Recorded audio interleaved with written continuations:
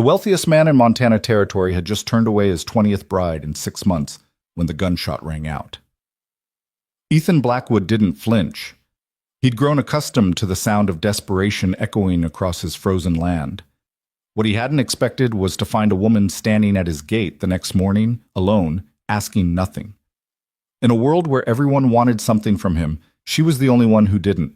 This is the story of how a cold-hearted cowboy finally opened his door and discovered that the bride no one else wanted was the only one worth choosing. Stay until the end, hit that like button, and comment your city below so I can see how far this story travels. The winter of 1882 descended upon northern Montana like a judge's gavel, swift, final, and unforgiving. Snow accumulated in drifts that swallowed fence posts whole, and the wind carried a bite that could strip the hope from even the most optimistic settler. But inside the Blackwood estate, a different kind of cold had taken residence, one that had nothing to do with the weather and everything to do with the man who owned it. Ethan Blackwood stood at the window of his study, a glass of whiskey untouched in his hand, watching the latest carriage disappear down the long drive that led away from his property. The vehicle rocked and swayed through the snow, carrying yet another rejected bride back to whatever city had spawned her ambitions. He didn't bother counting anymore. Was this the 18th? The 20th? They blurred together, these women with their calculated smiles and rehearsed conversations, their eyes always drifting toward the expansive rooms, the fine furniture, the visible markers of his wealth. "Boss, that's the Hendrickson girl gone," came a voice from the doorway. Samuel, his foreman of 15 years, stood with his hat in his weathered hands, his expression somewhere between concern and exasperation. "Her father ain't gonna be pleased. That was his third daughter he sent your way."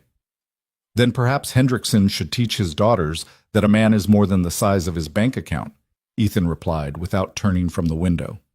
His voice carried the smooth, educated tone of someone who'd spent years in Boston society before returning to claim his inheritance.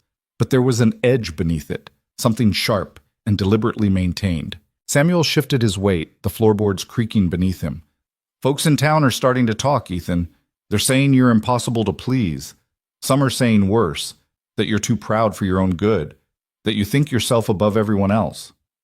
"Let them talk," Ethan said, finally turning from the window. At 34, he was a man in his prime, tall and broad-shouldered, with dark hair that fell slightly over his forehead and eyes the color of storm clouds. His face was handsome in a hard-edged way, all sharp angles and firm jaw, the kind of face that belonged on wanted posters or oil paintings, depending on your perspective. Their opinions change nothing. "Maybe not," Samuel conceded, moving further into the room. He'd known Ethan since the man was a boy, had watched him transform from an eager young heir into this fortress of a human being. But winter's only going to get harder.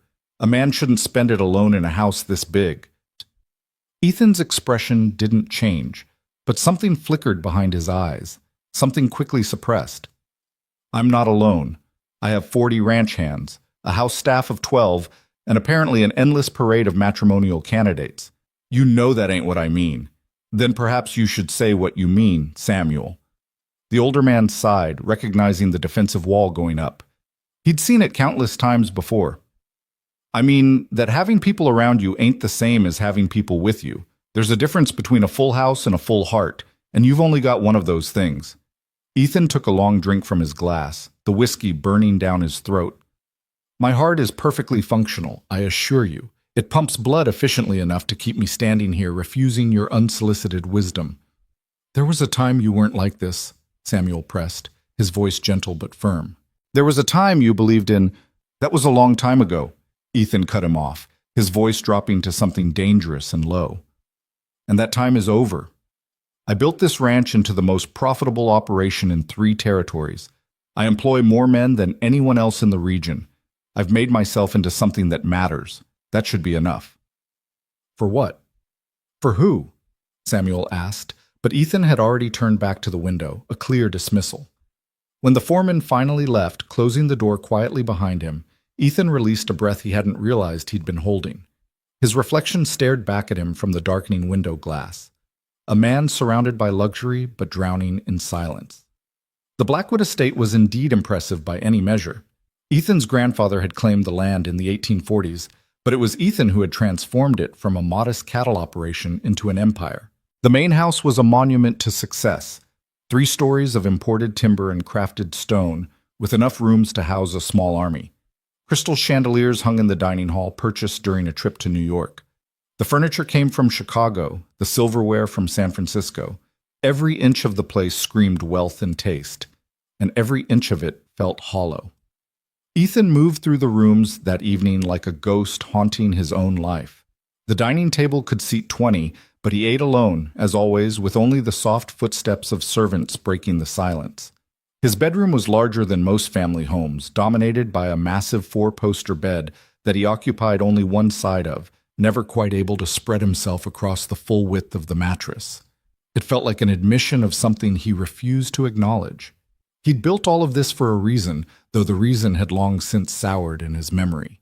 There had been a time, 7 years ago now, though it felt like both yesterday and a lifetime, when he'd believed love was real, when he trusted that someone could want him for himself rather than for what he represented. Her name had been Margaret, and she'd had a smile that could light up a room and a laugh that made everything feel possible. They'd met in Boston, where Ethan had gone to study business and agriculture, determined to bring modern methods back to the family ranch. Margaret was the daughter of a banker, educated and cultured, and for 2 years, Ethan had been certain he'd found something genuine in a city full of pretense. He'd proposed on a spring evening, presenting her with a ring that had cost him every penny of his saved wages. She'd said yes, tears in her eyes, and he'd felt like he could conquer the world.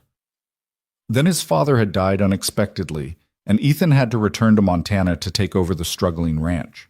He'd expected Margaret to come with him, as they'd planned. Instead, she'd sat him down in her father's parlor and explained with careful kindness that she couldn't possibly leave Boston for some frontier wilderness, that she'd assumed he would eventually return to civilization, not drag her away from it.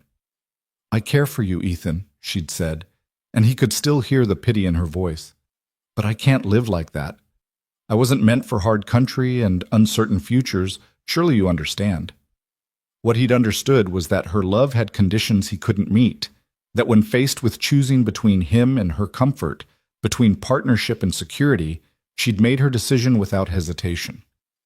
He'd returned to Montana alone, broken in ways he'd never fully acknowledged, and he'd channeled that pain into something productive, building the ranch into something undeniable, creating wealth that no one could question, constructing a life so successful that nobody could ever again say he wasn't enough.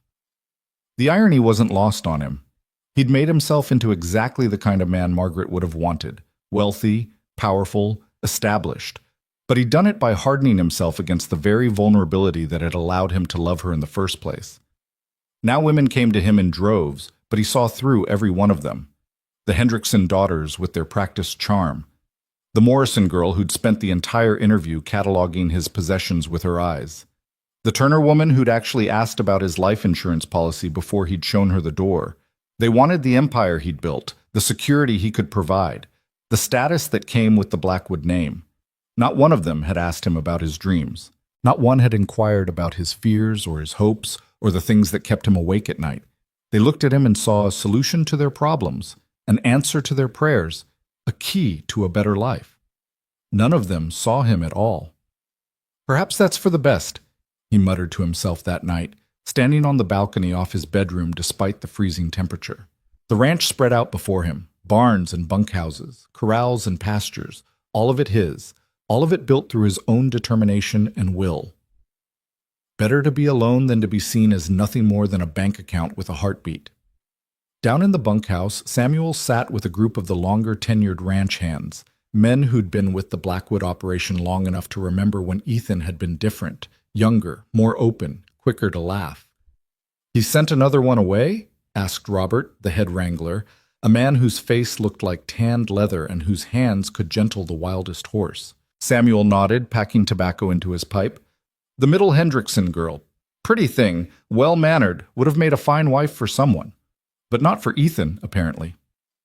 "What's he looking for?" wondered Thomas, one of the younger hands, who'd only been with the ranch for 3 years. "Man's got everything. Money, land, respect. Seems like any woman would be lucky to have him." "That's just it," Samuel said, lighting his pipe and taking a long draw. He doesn't want someone who feels lucky to have him. He wants someone who wants him, not what he's built. Ain't that the same thing? Thomas asked, genuinely confused. Robert shook his head. No, son. One's about what you can get. The other's about who you're with. Ethan learned the difference the hard way, and now he can't unlearn it. Seems like a lonely way to live, Thomas observed. It is, Samuel agreed quietly. But I don't think he knows how to live any other way anymore. He's built himself a fortress, and now he's trapped inside it. The men sat in silence for a while, the only sounds the crackling of the fire and the howl of wind outside. Finally, Robert spoke again. You know what I think? I think he needs someone who doesn't need him. Someone who's got their own reasons for being, their own strength. All these society girls and ambitious daughters, they're looking for someone to complete their lives. Ethan needs someone whose life is already complete, who'd just be willing to share it with him. That's a tall order, Samuel said. Women like that don't usually end up looking for husbands. They're too busy living. Maybe, Robert allowed, but maybe that's exactly why it would work.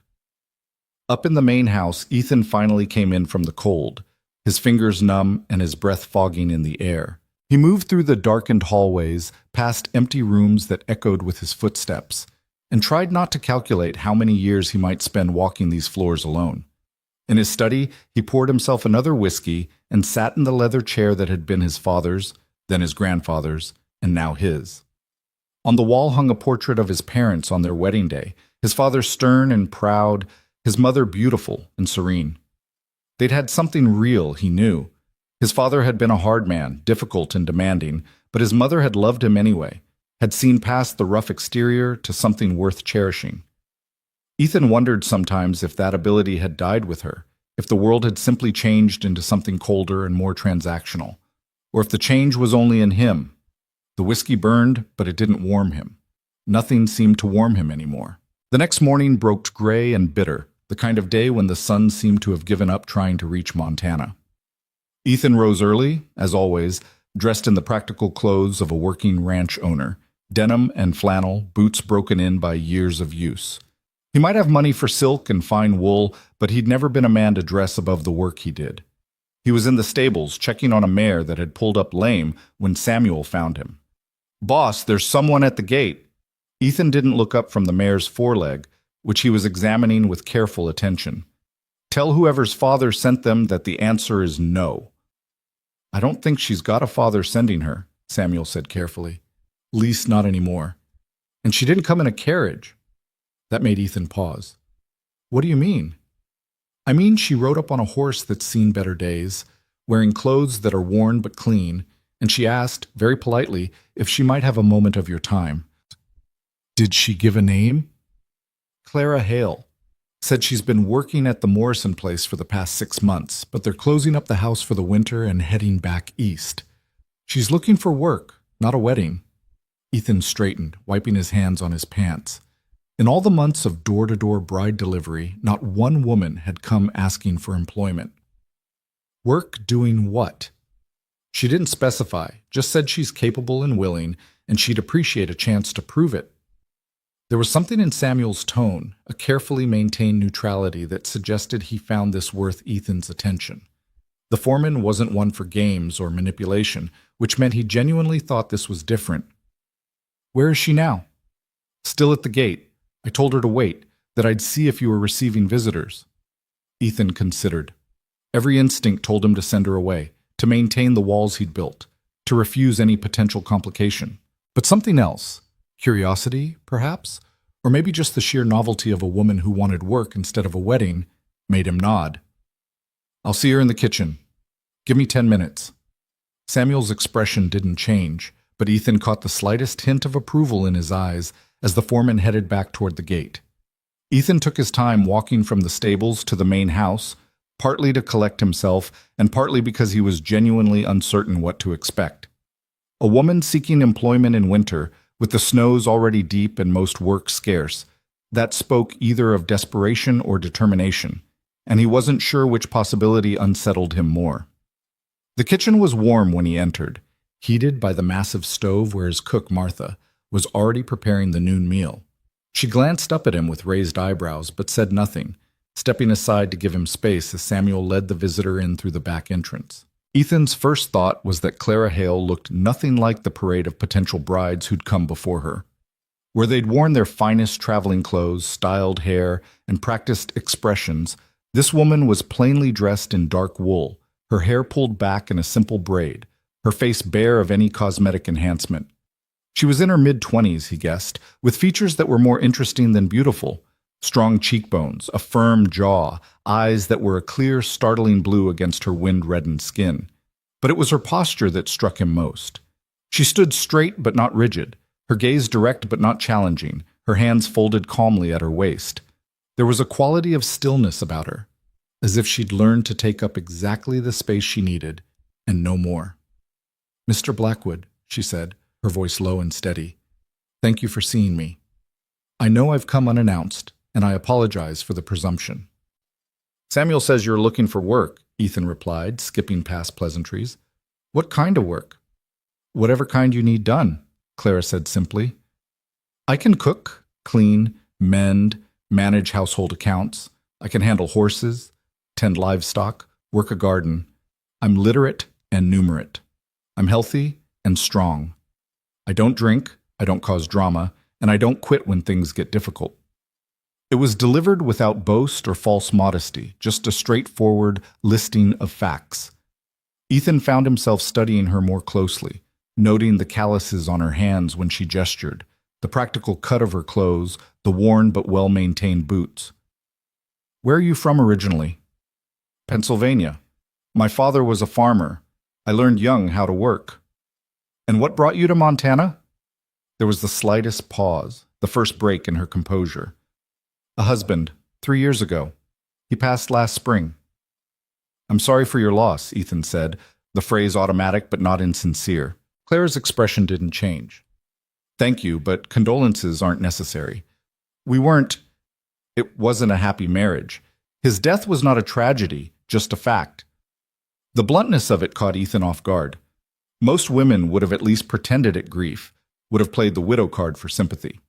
Instead, Clara Hale stated the truth with the same matter-of-fact tone she'd used to list her capabilities. "And the Morrison family were kind enough to employ me after my husband died. I managed their household, supervised their staff, but they're going back to Boston for good, and they don't need a frontier housekeeper in the city. I can provide references if you'd like." "Why here?" Ethan asked. "Why my ranch specifically?" For the first time, something like a smile touched Clara's face. Small, wry, and somehow sad. "Because you have a reputation, Mr. Blackwood. The town talks. Everyone knows you've been turning away potential brides like they're door-to-door salesmen. I figured a man who doesn't want a wife might appreciate an employee who just wants to work." It was so unexpected, so perfectly logical, that Ethan almost laughed. Almost. "You don't want to get married?" he asked, genuinely curious now. "I've been married," Clara said flatly. "Once was enough." There was a story there, Ethan knew, something harder than the simple fact of a husband's death. But before he could probe further, Clara spoke again. "I'm not here to complicate your life, Mr. Blackwood. I'm here because winter is coming in hard. I need work, and you have work that needs doing. That's all. No expectations beyond fair wages for fair labor." Ethan looked at her, really looked at her, and saw something he hadn't seen in any of the other women who'd crossed his threshold.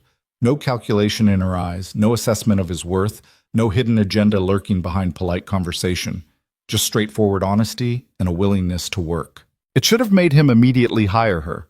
Instead, it made him suspicious. "No one is that simple, Miss Hale. Everyone wants something beyond wages." "Mrs. Hale," she corrected gently. "I'm widowed, not unmarried, and you're right. I do want something beyond wages. I want stability. I want a warm place to sleep and 3 meals a day. I want work that matters and pay I can save. I want to not spend another winter wondering if I'll make it to spring, but I'm willing to earn all of that, Mr. Blackwood. I'm not asking for charity or favor. I'm offering an exchange, my labor for your payment. That's all." Martha, who'd been pretending not to listen while chopping vegetables with unnecessary vigor, cleared her throat. "Boss, I could use help in this kitchen, if you're asking my opinion. And the house is too big for the 3 girls we've got cleaning it. Another set of capable hands wouldn't hurt. Ethan shot his cook a look that said he knew exactly what she was doing, but Martha just smiled serenely and went back to her chopping. He turned back to Clara, who waited patiently, not pushing or pleading, just standing in his kitchen with quiet dignity and cold reddened cheeks. "You understand that this would just be employment," Ethan said slowly. "Nothing more. I won't have anyone getting ideas or expectations beyond that." "I understand perfectly," Clara replied. "You've made your position quite clear, Mr. Blackwood. You don't want a wife. I don't want a husband. That makes us compatible as employer and employee, wouldn't you say?"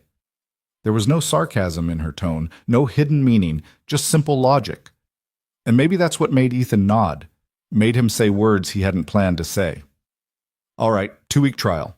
You'll work with Martha in the kitchen and help with the household management.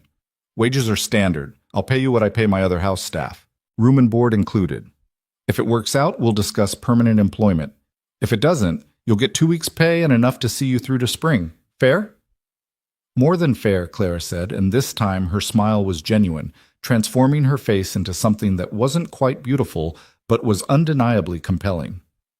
"Thank you, Mr. Blackwood. You won't regret this." "We'll see," Ethan said, but even as he spoke, he felt something shift, some tiny crack in the walls he'd built, some small letting in of light. He told himself it meant nothing, that she was just another employee, just a practical solution to practical needs, that her presence would change nothing about the carefully controlled isolation of his life. But as he watched Clara Hale settle into his kitchen, removing her worn coat and rolling up her sleeves to help Martha with the noon meal, he felt something he hadn't felt in 7 years, something that might have been hope if he'd allowed himself to name it. Instead, he pushed the feeling down, locked it away, and walked back out into the cold Montana morning to inspect his empire and remind himself that he didn't need anyone to complete what he'd built. The crack in his walls, though small, had formed. And Clara Hale, with her quiet competence and her complete lack of expectations, had made it without even trying. The first 3 days passed in a careful dance of distance and observation. Clara moved through the Blackwood house like water finding its level, quietly, efficiently, never drawing more attention than necessary. She rose before dawn to help Martha prepare breakfast for the ranch hands, her hands quick and practiced as she kneaded dough and fried eggs, in quantities that would feed an army.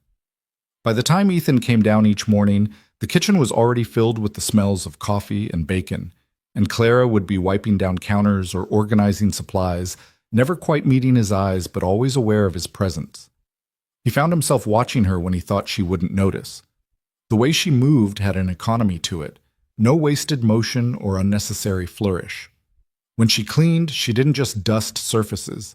She understood the logic of a room, reorganizing as she went so that everything made more sense than it had before. When she mended torn shirts for the ranch hands, her stitches were small and even, the kind of work that spoke of years spent making things last, because there was no money for replacement. "She's good," Martha told him on the third evening, cornering him in his study after dinner. The cook was a woman who'd been with the Blackwood family for 20 years, and she'd earned the right to speak her mind. "Better than good. She's got a head on her shoulders, and she doesn't need constant direction. Had 3 of the ranch hands bring their torn gear to her today, and she fixed everything without complaint, even reworked one of the saddlebags so it'll hold more weight." Ethan looked up from the ledgers he'd been reviewing. "And nothing. Just thought you should know you made a good choice, even if you made it for stubborn reasons." "I don't know what you mean," Martha snorted. "Sure you don't. You hired that girl because she's the first woman who's walked through your door who didn't want something from you. Don't think I haven't noticed." "I hired her because you said you needed help in the kitchen." "I said I could use help. That's different from need. But I'm glad you did, whatever your reasons. She's good for this house. Place has been too quiet for too long. Too much silence, and not enough living." After Martha left, Ethan sat in the growing darkness of his study, not bothering to light more lamps. He could hear the distant sounds of Clara and Martha cleaning up from dinner, their voices a low murmur through the walls. It was a sound he'd never quite noticed before, the sound of a house being inhabited rather than just occupied. On the 4th day, the pattern broke. Ethan was in the north pasture with Samuel and a handful of men, checking the cattle before the next storm rolled in. The sky had that heavy gray quality that promised snow, and the temperature was dropping by the hour. They'd just finished counting the herd when one of the younger hands, a kid named Billy, who couldn't have been more than 19, came riding up at a pace that immediately signaled trouble. "Boss, there's a problem at the house," Billy called out, his horse dancing nervously beneath him. "One of the new mares got spooked and kicked through her stall, cut herself bad on the splintered wood. Martha sent me to fetch you." Ethan was already moving, swinging up into his saddle. "How bad?" "Bad enough. Mrs. Hale's with her now, trying to keep her calm, but the mare's thrashing and bleeding everywhere." They rode hard back to the main barn, arriving to find organized chaos. The injured mare was in the largest stall, her eyes rolling white with fear and pain. Blood streaked her shoulder and front leg where the wood had torn into her. Clara was in the stall with her, speaking in a low, continuous murmur, one hand on the horse's neck and the other holding a cloth against the worst of the bleeding.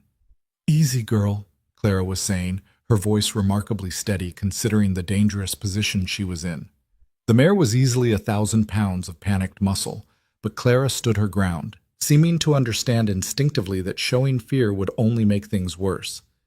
"Easy now. We're going to help you. Just stay still. Let us help." Ethan moved into the stall slowly, not wanting to add to the horse's agitation. "How long has she been like this?" "About 20 minutes, Clara replied without taking her eyes off the mare. "She's calming down, but she's lost a fair amount of blood. The wounds need cleaning and stitching." "I sent for Doc Hendricks, but he's out at the Paulson Ranch," Samuel said from outside the stall. "Won't be back for hours." Ethan assessed the situation quickly. The mare couldn't wait hours. She'd either bleed out or work herself into such a state that they'd lose her anyway. He looked at Clara, who was still maintaining that steady contact with the frightened animal, and made a decision. "Can you keep her calm while I work?" Clara met his eyes for the first time since he'd arrived, and he saw no fear there, only clear-eyed assessment. "Yes." "Then stay there. Talk to her. Samuel, get me hot water, clean cloths, needle and thread, the heavy kind we use for tack repair, and whiskey." For the next hour, Ethan worked while Clara held the mare's attention. He cleaned the wounds carefully, removing splinters of wood and dirt, then stitched the deeper cuts with hands that were steadier than he felt. All the while, Clara kept up that low, continuous stream of words. Not quite singing, not quite talking, just a soothing flow of sound that seemed to wrap around the frightened animal like a blanket. "You're doing fine," Clara murmured. "Such a brave girl. I know it hurts. I know you're scared, but it's going to be all right. We've got you. You're not alone." Ethan found himself half listening to her words, even as he focused on his work, and he realized she wasn't just talking to the horse. There was something in her voice, some deep understanding of fear and pain, and the comfort of not facing it alone. That spoke of her own experiences. When he finally tied off the last stitch and stepped back, his shirt was streaked with blood and sweat despite the cold. The mare was still standing, no longer thrashing, her head lowered in exhaustion. Clara's hand never left her neck. "She's going to be all right," Ethan said, his voice rougher than he'd intended. "You did well." "So did you," Clara replied, and there was something in her eyes, respect, maybe, or recognition, that made him look away first. Samuel appeared with fresh blankets for the mare and grain mixed with molasses to encourage her to eat. As the men secured the stall and settled the horse for the night, Ethan and Clara walked back toward the main house in silence. The snow had started falling, soft and persistent, and their breath fogged in the cold air.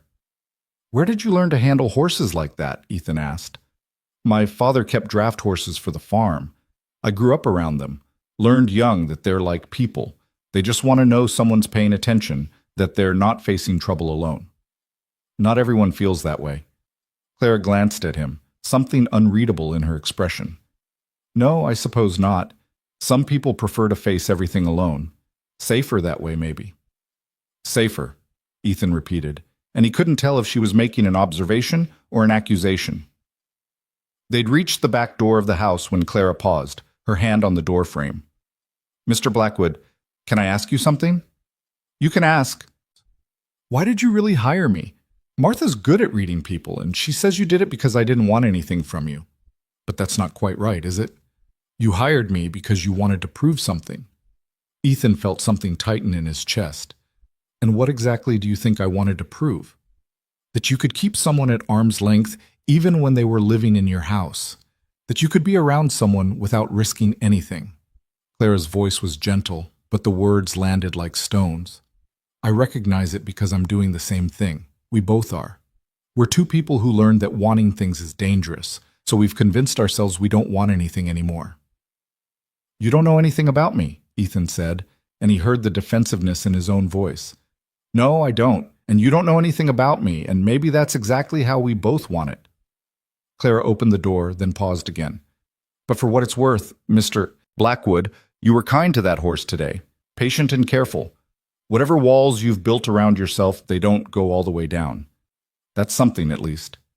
She went inside before he could respond, leaving him standing in the falling snow with words caught in his throat and something uncomfortable churning in his gut. That night, unable to sleep, Ethan found himself in the library, a room he rarely used despite his love of reading.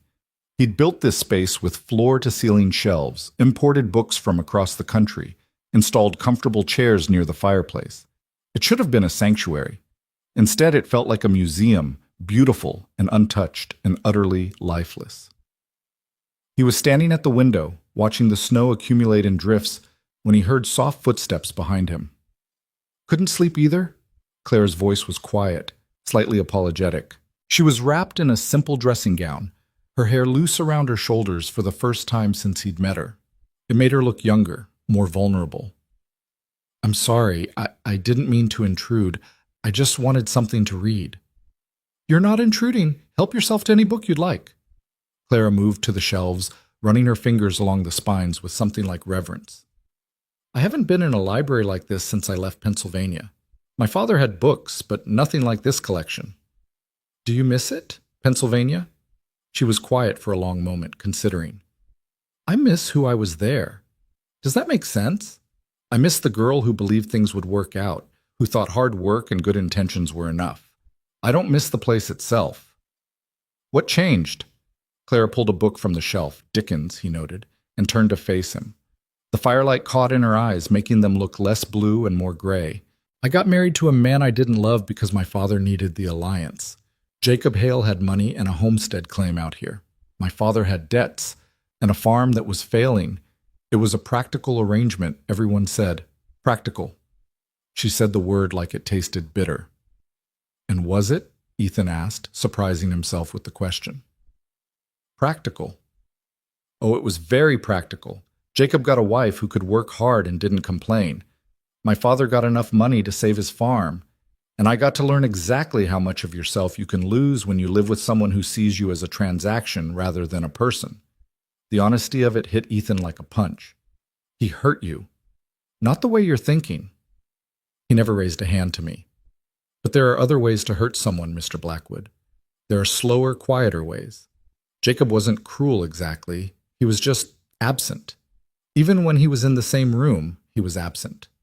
I could have been anyone, anything. I was just the woman who cooked his meals and mended his clothes and shared his bed occasionally when he remembered I was there. She paused, and Ethan saw her grip tighten on the book. He died in his sleep one night. Heart just stopped. I found him the next morning, and do you know what I felt? Not grief, not even relief, really, just nothing. And that's what scared me most. That 3 years with him had taught me to feel nothing at all, that I'd become as absent as he was. But you didn't, Ethan said quietly. I saw you today with that mare. You felt plenty.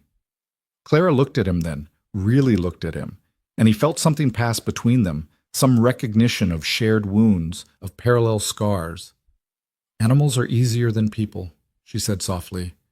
They don't pretend to care when they don't. They don't make you into something useful and call it love. The words hung in the air between them, heavy with meaning. Ethan found himself speaking before he could think better of it. 7 years ago, I was engaged to a woman in Boston, Margaret Cheltenham. I thought she loved me for who I was. Turned out she loved who she thought I'd become. Someone established and sophisticated, someone who'd keep her in the life she was accustomed to. When I had to come back here to take over the ranch, she ended things. Very civilly, very kindly. She explained that she simply couldn't live this kind of life. And that's why you turn away every woman who comes here, Clara said, not a question but a statement. Because you're waiting for one who doesn't want the life you've built. I'm not waiting for anything, Ethan said, but even as he spoke, he knew it was a lie. Clara stepped closer, and in the firelight, her face was all angles and shadows. I think you are.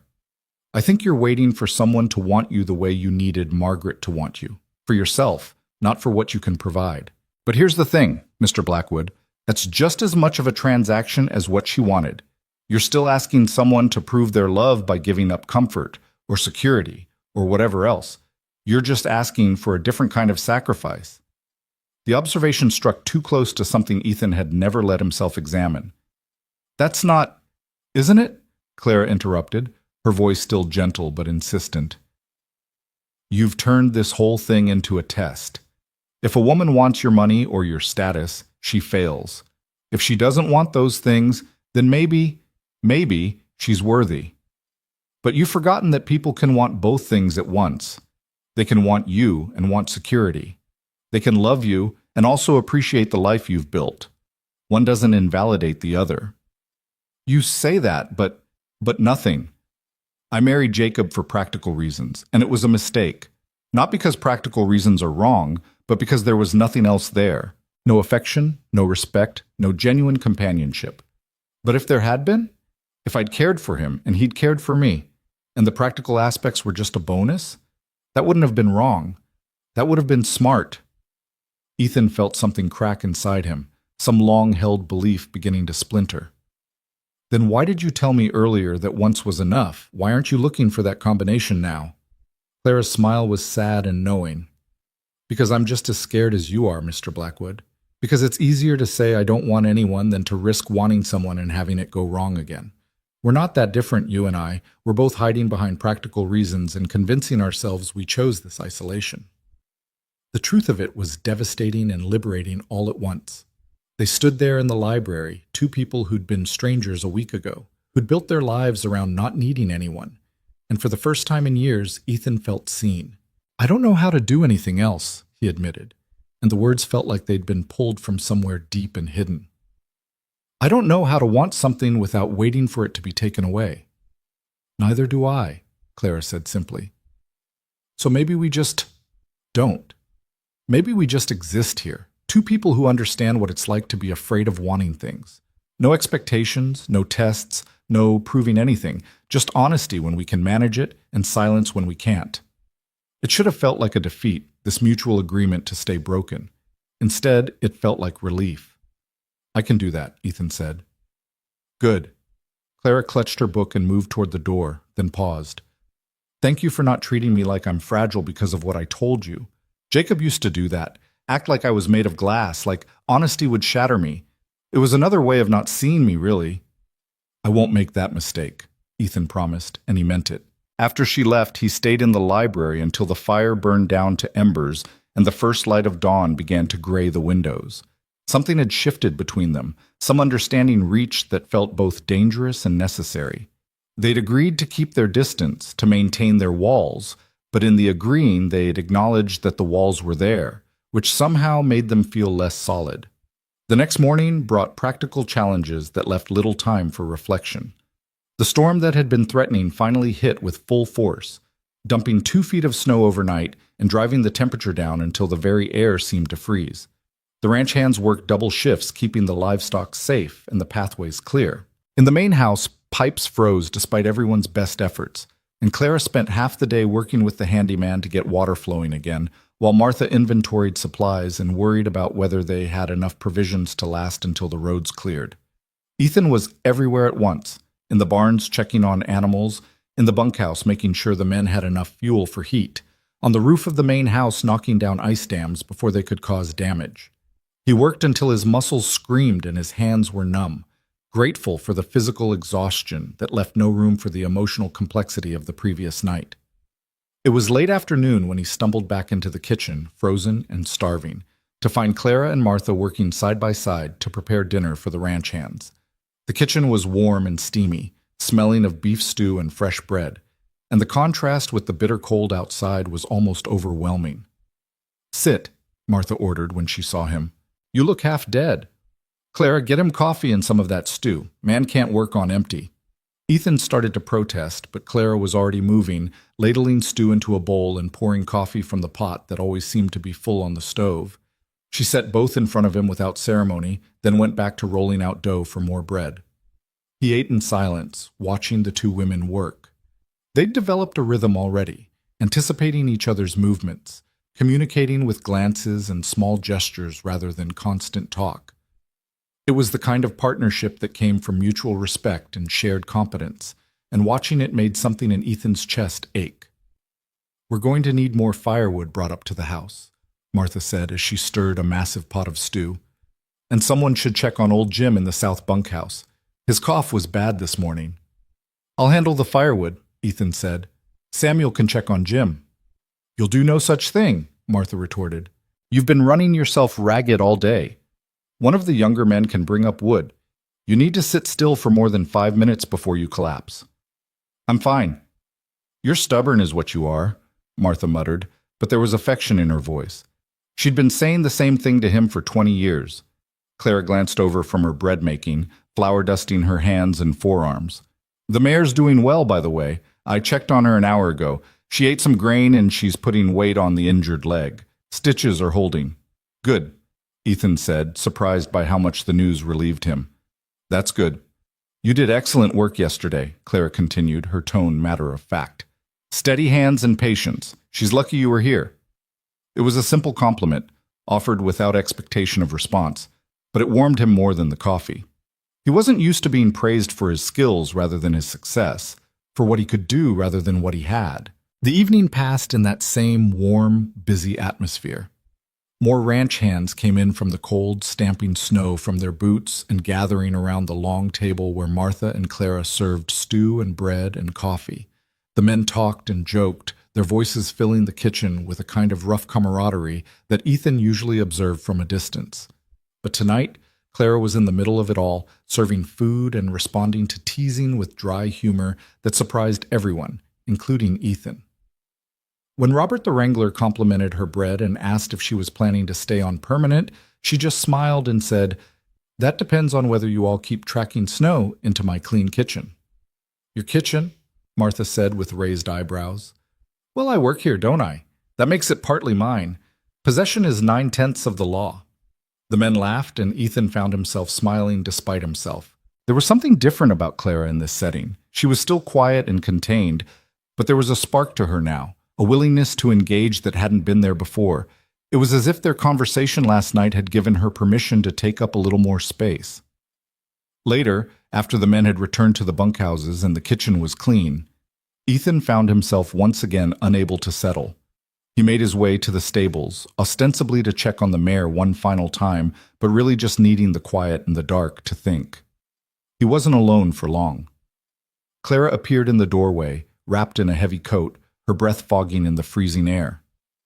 "I thought you might be here," she said. "Wanted to check on her too." They stood together outside the mare's stall, watching the horse doze peacefully, her injuries already beginning to heal. The stable was dark except for the single lantern Ethan had lit, and the silence between them felt comfortable rather than awkward. "You were different tonight," Ethan observed. "With the men. More present." "I decided to take my own advice," Clara said.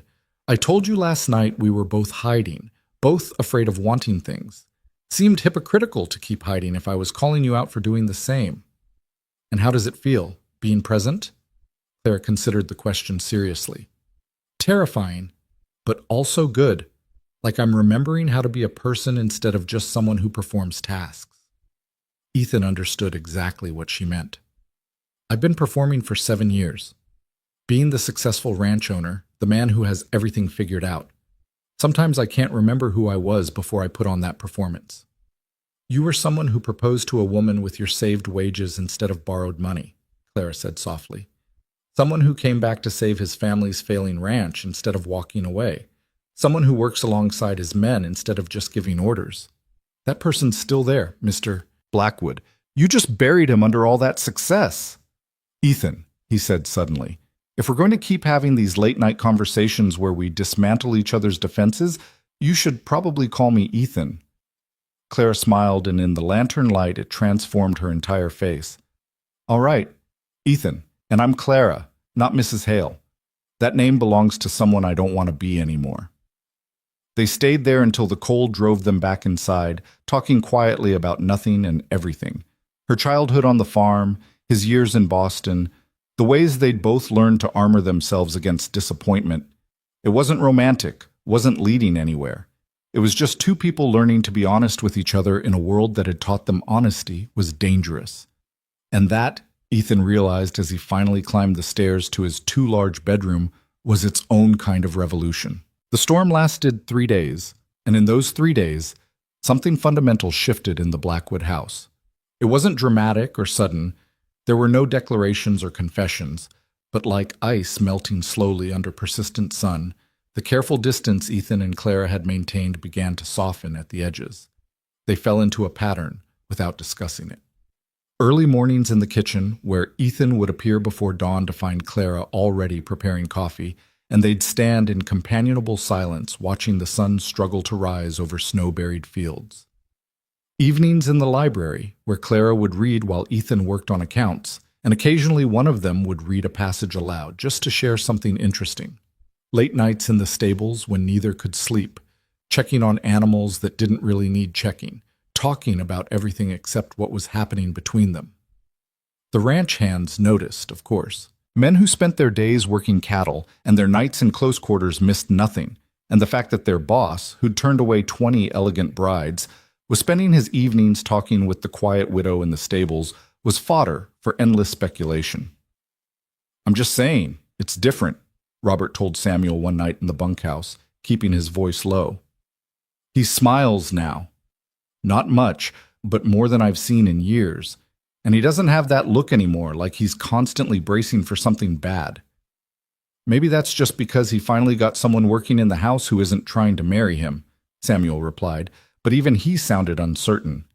He'd watched Ethan for too long not to see the change. "Or maybe," Thomas added from his bunk, "she's not trying to marry him because she understands something all those other women didn't." "And what's that?" Robert asked.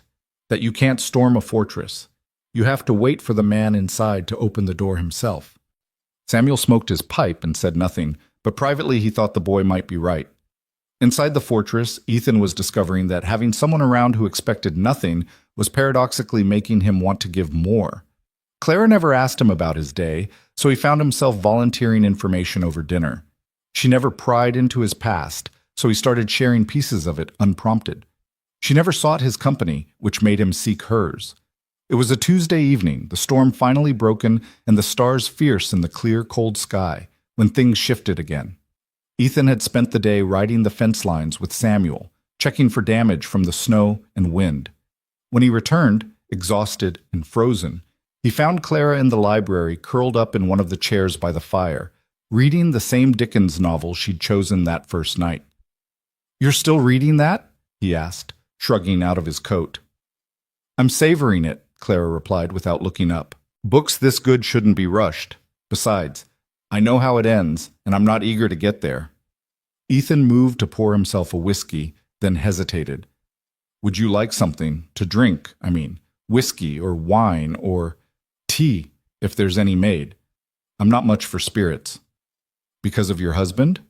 The question was out before he could stop it, too personal and too direct. But Clara just closed her book, marking her place carefully. "No. Jacob drank enough for both of us. I just never developed a taste for it. Too much bitter and not enough warmth, if that makes sense." Ethan nodded, setting down his whiskey glass and moving toward the door. "I'll get you tea." "You don't have to." "I know I don't have to. I want to." He returned a few minutes later with 2 cups of tea, having abandoned the whiskey entirely. Clara's eyebrows rose slightly when he handed her one and kept the other, but she didn't comment. They sat in silence for a while, the fire crackling between them, the only light in the growing darkness. "Tell me about Boston," Clara said eventually. "What was it like when you were there?" Ethan leaned back in his chair, the tea warming his cold hands. "Loud, crowded, everyone moving fast and talking faster. I spent 2 years there studying agriculture and business methods. living in a boarding house with 6 other students. We thought we were so sophisticated, so modern. We'd go to lectures and museums, debate politics in coffee houses, act like the whole world was opening up in front of us. And Margaret? Where did she fit in all that?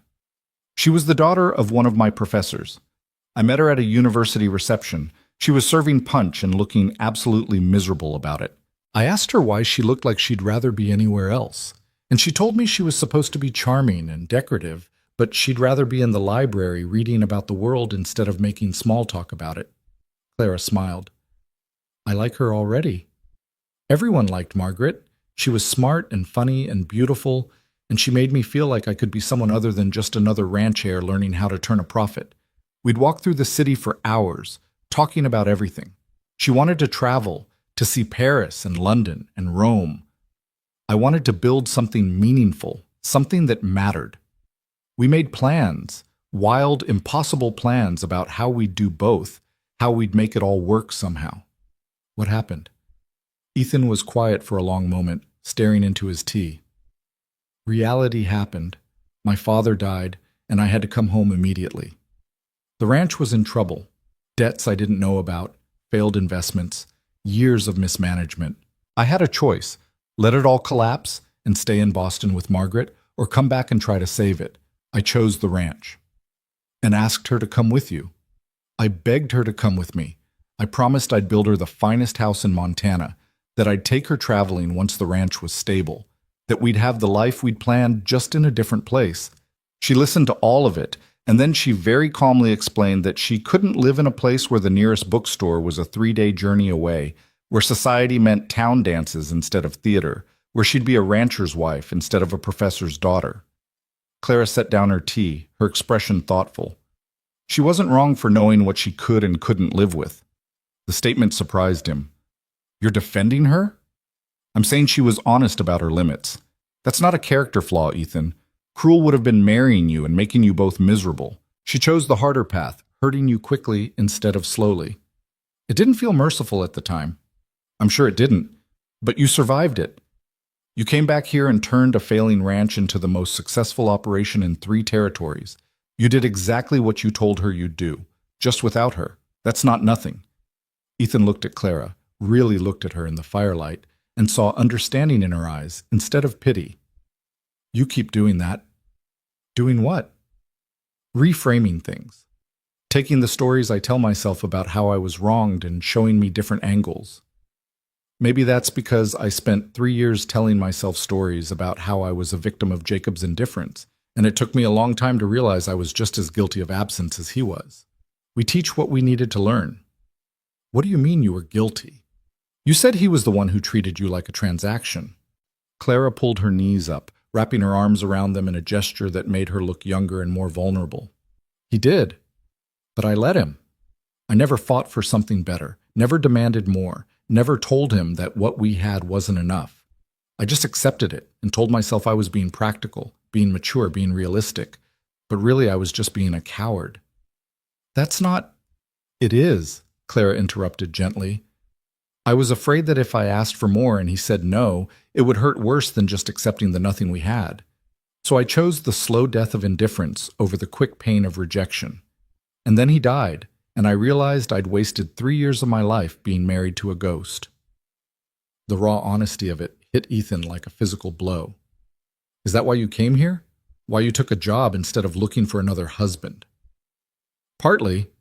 After Jacob died, I had offers. 2 men in town who saw a young widow and thought convenient. What? One of them actually told me he needed someone to care for his children and keep his house, and he'd be willing to marry me in exchange, like I was applying for a position. What did you say? I told him I'd rather starve. Clara's smile was sharp and satisfied. Then I went to work for the Morrisons, saved every penny, and promised myself I'd never again let someone treat me like a convenience. When they decided to leave Montana, I had enough saved to last me a few months if I was careful.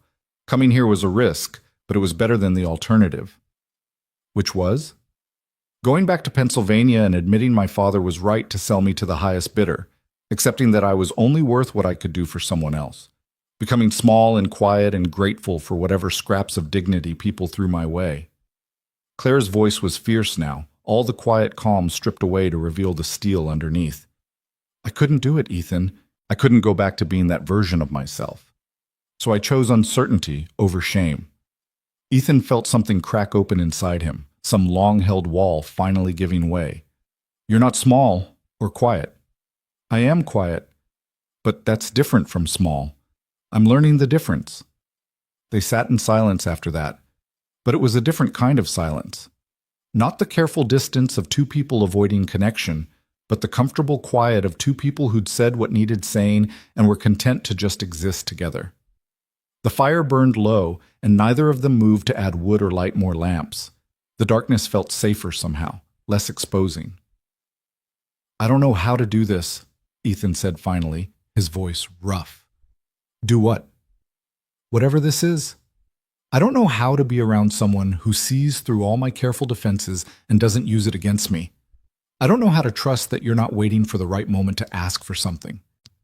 Clara uncurled herself from the chair and stood, moving to the window where she could see the snow-covered ranch stretching out under the stars. I'm not waiting for anything, Ethan. I meant what I said. I don't want a husband. I don't want promises or commitments, or any of the things that turned sour last time. I just want to be here, doing work that matters, talking to someone who understands what it's like to be afraid of wanting things. If that's all this ever is, it's already more than I had before. But what if it becomes more? The question escaped before Ethan could trap it, vulnerable and terrifying. Clara turned to look at him, and in the dim light, he couldn't read her expression. Then we'll deal with it when it happens. But we can't live our lives being afraid of what might go wrong, Ethan.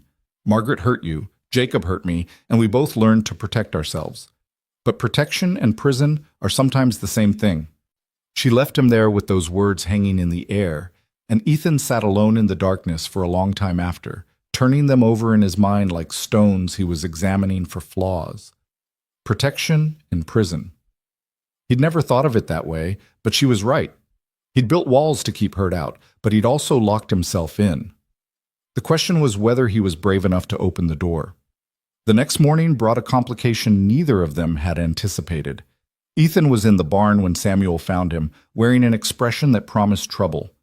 "Boss, we've got visitors. Henry Hendrickson and his wife just pulled up." Ethan's jaw tightened. Hendrickson was the father of one of the rejected brides, a railroad man with more ambition than sense, and a tendency to see every interaction as a negotiation. "What does he want?" "Says he needs to speak with you about a business matter, but his wife is with him, and she's already making her way to the main house with Martha. My guess? They're here to try one more time." "I already said no to their daughter." "I know that, and you know that. Clearly they think you just need more convincing." Ethan bit back a curse and headed toward the house, Samuel trailing behind him. He found Hendrickson in his study, uninvited and far too comfortable, while the sounds of female voices drifted from the direction of the kitchen.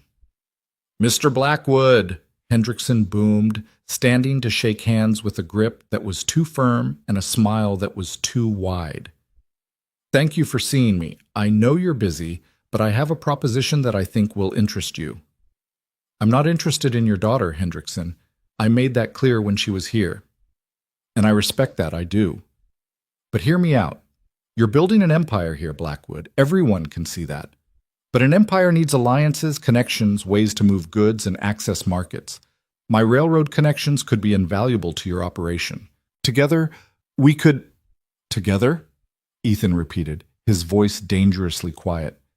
"You mean if I marry your daughter, you'll use your influence to benefit my ranch? That's what you're offering." "I'm offering partnership, mutual benefit. Your cattle could ship on my lines at reduced rates. My contacts could open doors in Chicago and New York. All I ask in return is that you reconsider Elizabeth. She's a good girl, educated, well-mannered. She'd make an excellent wife for a man in your position." Ethan felt something cold settle in his chest. "My position. You know what I mean. A man of your wealth and standing needs a wife who can represent him properly in society, who can host the right people and make the right connections. Elizabeth can do that." "And what does Elizabeth want?" Ethan asked, though he already knew the answer. "Did you ask her if she wanted to marry a man who already rejected her once? Or did you just tell her this was good business?" Hendrickson's smile faltered slightly. Elizabeth understands her duty to the family. She's willing to— Stop. Ethan's voice cut through the room like a blade. Get out of my house. Now see here, You're offering me a transaction dressed up as a marriage. You're offering to trade your daughter like she's cattle to be bartered. The answer is no, Hendrickson. It was no when Elizabeth was here, and it's no now. My ranch succeeds or fails on its own merits, not because I sold myself to railroad connections. Hendrickson's face reddened. You're making a mistake, Blackwood. A man can't build an empire alone. You need alliances. You need family connections. I need, Ethan said, his voice dropping to something cold and final, you to leave, now, and take your wife with you. He turned and walked out, leaving Hendrickson sputtering behind him. In the kitchen, he found Martha and Mrs. Hendrickson having tea, with Clara standing slightly apart, her face carefully neutral, but her eyes watchful. Mrs. Hendrickson, Ethan said, his tone clipped, I'm afraid you and your husband need to leave. We won't be discussing marriage arrangements today or any day. Mrs. Hendrickson set down her cup with more force than necessary. You're being unreasonable, Mr. Blackwood. Elizabeth is a lovely girl from a good family. I'm sure she is. I hope she finds someone who wants to marry her for herself, not for her father's business connections. That person is not me. He held the woman's gaze until she looked away, then waited in tense silence while she gathered her things and huffed out to find her husband. When they were gone, Samuel closing the door firmly behind them, Ethan felt the tension drain out of him all at once. Well, Martha said cheerfully, that was entertaining. Man had the nerve to tell me his daughter's pot roast was famous in 3 counties. I told him my pot roast was famous in 5, and I wasn't trying to marry anybody. Despite everything, Ethan almost smiled. Then he looked at Clara, who was watching him with an expression he couldn't quite read.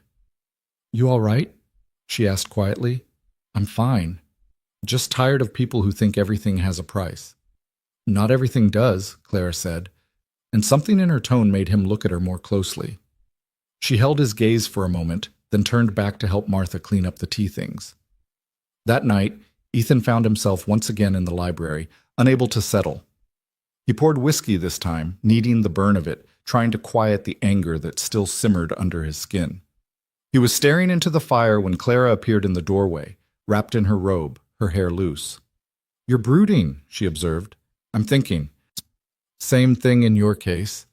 She came in and sat in her usual chair, drawing her feet up underneath her. Want to talk about it?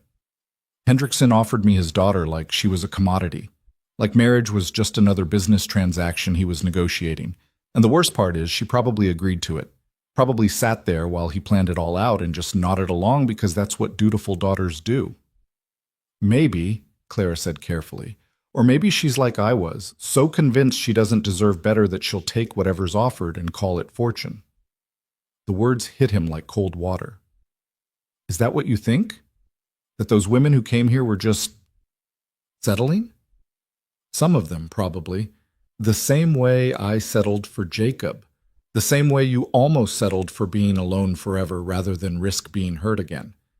We all settle for something, Ethan. The question is whether we're settling out of fear or wisdom. And how do you tell the difference? Clara was quiet for a long moment, considering.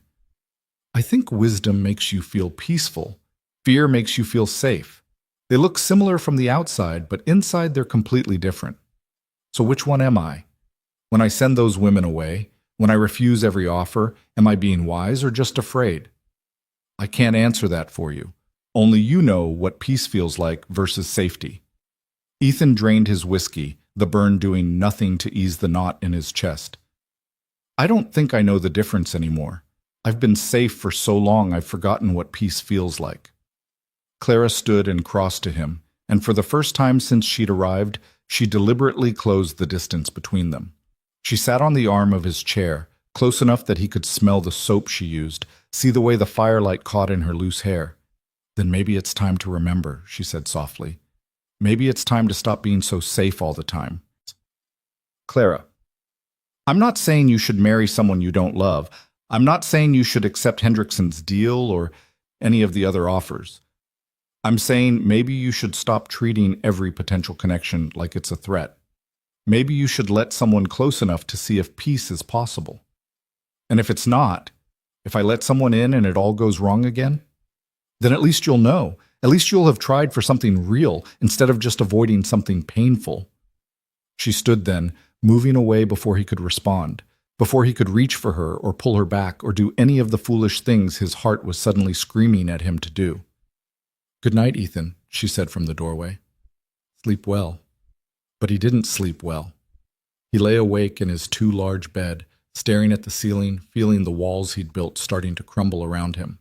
And the most terrifying part wasn't the crumbling. It was the fact that he was starting to hope there might be something worth building in the rubble. The morning after his sleepless night found Ethan at the kitchen table before dawn, nursing coffee and trying to make sense of the chaos in his head. Martha moved around him quietly, respecting his mood, until Clara came down and the whole dynamic shifted. She didn't ask if he was all right or try to draw him into conversation. She just poured herself coffee, took the chair across from him, and sat in companionable silence while the sky slowly lightened outside the window. It was Samuel who broke the morning's peace, bursting through the back door with snow on his shoulders and urgency in his face. "Boss, we've got a situation. The north fence line is down. Looks like the weight of the snow finally gave way. Cattle are starting to drift, and if we don't get them rounded up soon, we'll lose them to the weather or the wolves."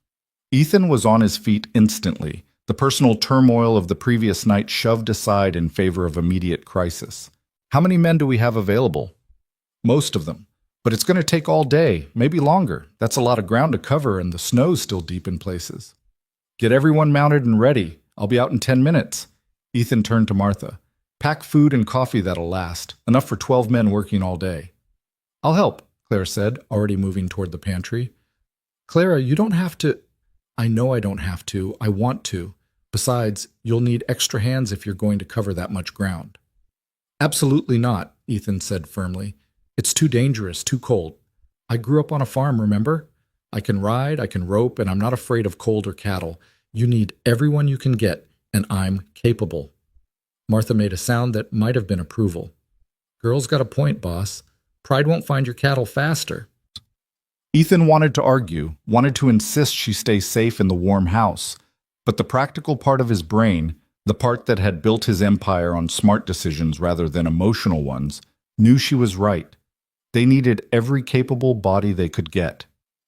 "Fine. But you stay close to me or Samuel. No wandering off, no taking unnecessary risks. Understood?" Clara's smile was small but triumphant. "Understood." 30 minutes later, they rode out into a landscape transformed by snow and wind. The world was white and blue and brutally cold, the kind of cold that bit through layers of wool and leather and settled into bones. Clara rode beside Ethan on a sturdy gelding from the stables, her face wrapped in a scarf and her eyes sharp with focus. They found the broken fence line exactly where Samuel had said, posts snapped under the weight of accumulated snow, wire tangled and useless in the drifts. Beyond it, tracks led in multiple directions as cattle had wandered through the breach in search of shelter or food. Ethan divided the men into groups, each taking a section of the range to search. He and Samuel took the northeast quadrant, and Clara came with them despite his lingering reservations. They rode for hours, the landscape endless and exhausting, calling out to each other when they spotted cattle and working together to turn the frightened animals back toward the main herd. It was hard, brutal work. The cattle were scattered and stubborn. The snow made the horses stumble, and the cold was relentless. But Clara kept pace with both men, never complaining, her hands steady on the reins and her voice calm when calling to the cattle. Ethan found himself watching her when he should have been watching the terrain, struck by the way she moved with the horse as if they were one creature, the way she anticipated what needed doing before he had to ask. "She's good," Samuel said quietly when they paused to rest the horses. Clara was a few yards away, checking the cinch on her saddle. "Real good. Not many city women could handle this." "She's not a city woman," Ethan replied, and heard the defensive note in his own voice. "She grew up working." "I know that. I'm just saying, you hired well, boss. That's all." But it wasn't all, and they both knew it. Samuel's knowing look said everything his words didn't, and Ethan turned away to hide whatever was showing on his face. They worked through midday and into afternoon, slowly gathering the scattered cattle and driving them back toward the ranch. The other groups were having similar success, and by the time the sun started its descent, they'd accounted for most of the herd. They were cold and exhausted and triumphant, the kind of bone-deep tired that came from meaningful work well done. It was on the ride back, with the cattle moving ahead of them in a steady flow and the worst of the crisis over, that Clara's horse stepped into a hidden hole beneath the snow. The gelding stumbled badly, going down on one knee, and Clara pitched forward over his neck. Ethan's heart stopped. He was off his own horse before conscious thought, running through the snow as Clara rolled clear of the flailing gelding. By the time he reached her, she was sitting up, breathing hard but apparently intact. "Are you hurt?" His hands were on her shoulders, then checking her arms, her head, looking for injury with something close to panic. "I'm fine," Clara said, but her voice was shaky. "Just got the wind knocked out of me. Is the horse all right?" Ethan barely spared a glance for the gelding, who was back on his feet and looking more embarrassed than injured. "The horse is fine. You could have broken your neck." "But I didn't. I'm fine, Ethan, really." But he couldn't seem to let go of her shoulders, couldn't seem to stop looking at her, like he was trying to convince himself she was truly unhurt. The fear that had shot through him when she fell was still racing through his veins, making his hands unsteady and his breath short. "Ethan," Clara said softly, her gloved hands coming up to cover his. "I'm all right. You can let go." "I don't want to," he said, and the honesty of it shocked them both. They stared at each other in the snow, surrounded by cattle and ranch hands who were politely pretending not to notice, and something shifted irrevocably between them. All the careful distance they'd maintained, all the walls they'd agreed to keep standing, it all felt suddenly fragile and foolish. "Boss?" "Boss?" Samuel called from a few yards away. "We should keep moving before the cattle start wandering again." The moment broke. Ethan helped Clara to her feet, checked the gelding thoroughly despite his earlier dismissal, and got them both mounted again. But something had changed, and he could feel Clara feeling it too. The way she kept glancing at him when she thought he wasn't looking, the way the air between them felt charged with something unnamed. They made it back to the ranch as darkness fell, the cattle secure and the fence line temporarily patched. The men headed to the bunkhouse for hot food and sleep, but Ethan found himself following Clara back to the main house, unable to let her out of his sight. In the kitchen, Martha took one look at them and started heating water for baths and preparing food without asking questions. Clara's cheeks were red with cold, her hair escaping from her braid, snow clinging to her coat. She looked exhausted and beautiful and alive, and Ethan couldn't stop thinking about how close she'd come to being seriously hurt. "Stop looking at me like that," Clara said, pulling off her gloves. "Like what?" "Like I'm about to shatter. I told you, I'm fine. You could have been killed, but I wasn't. That's the nature of risk, Ethan. Sometimes bad things happen, sometimes they don't. You can't control everything. I should never have let you come." Clara turned to face him fully, her eyes flashing with something between frustration and affection. "You didn't let me do anything. I chose to come. I chose to help, and I'd choose it again, even knowing I'd fall. Stop trying to protect me from choices I'm capable of making myself." "I'm not trying to—" "You are. You're trying to keep me safe the same way you keep yourself safe, by not allowing anything uncertain or risky or potentially painful. But that's not living, Ethan. That's just existing very carefully." She walked out before he could respond, leaving him standing in the kitchen with Martha, who was very deliberately not looking at him. "Don't," he warned. "Don't what? I didn't say anything." "You're thinking very loudly." Martha smiled into her soup pot. "All I'm thinking is that girl's got your number, and it's about time somebody did." Ethan wanted to argue, but he was too tired and too rattled and too full of feelings he couldn't name. Instead, he went to his study, poured whiskey he didn't drink, and stared at nothing while his mind replayed the moment Clara's horse stumbled, the eternal second before he knew she was all right. He'd been terrified. Not the careful, controlled fear he allowed himself when making business decisions, but raw, visceral terror that came from the possibility of losing something that mattered. And that realization, that Clara mattered, that she'd somehow become essential without him noticing, was more frightening than any physical danger. She was right, he realized. He'd been so busy protecting himself from pain that he'd forgotten how to feel anything at all. 7 years of safety, of control, of making sure nothing could hurt him. And in 1 month, this quiet widow with her sharp observations and gentle honesty had undone all of it. The question was what he was going to do about it. He found her later that night in the library, as he'd somehow known he would. She was in her robe again, her hair down, reading by lamplight. She looked up when he entered, and something passed between them. Acknowledgement, perhaps, or acceptance. "Can't sleep?" she asked. "Can't stop thinking," he replied. And instead of taking his usual chair, he sat on the sofa near hers, closer than they'd ever been voluntarily. "Clara, I need to tell you something." She set down her book, giving him her full attention. "All right. When you fell today, I thought—" He stopped, struggling for words. "I've spent 7 years making sure I never cared about anything enough to be devastated by losing it. I built this ranch, I made myself successful, but I kept it all at arm's length. No attachments, no vulnerabilities, nothing that could be taken away and leave me broken like Margaret did." "I know," Clara said softly. "But watching you fall, not knowing if you were hurt, it made me realize I've failed completely at keeping you at arm's length. Somehow, without me noticing, you've become something I care about. Someone I care about. And that terrifies me." Clara was quiet for a long moment, her face unreadable. "Why are you telling me this?" "Because I'm tired of being safe.